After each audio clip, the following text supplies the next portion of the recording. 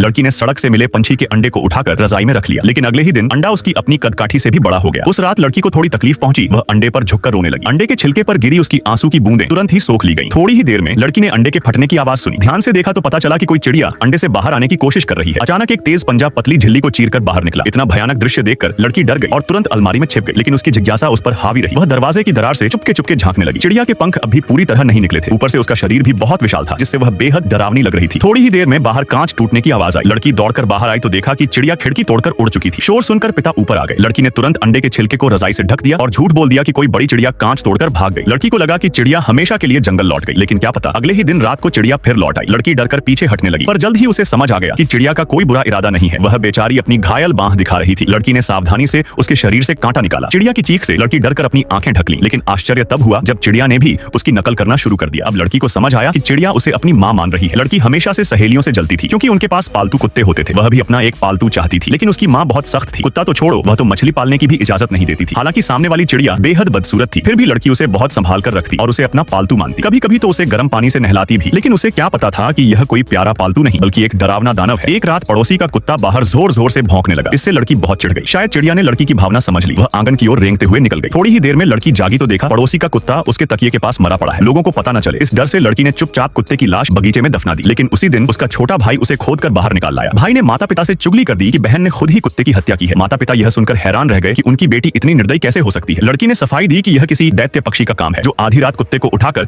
उसके कमरे में डाल गया। इसके बाद मां ने बेटी का कमरा जांचने का निश्चय किया। लड़की डर के मारे कांप उठी कि कहीं उसका गुप्त पालतू सामने न आ जाए, लेकिन जैसे ही मां ने अलमारी खोली, वहां का दृश्य देखकर वह डर से जड़ हो गई।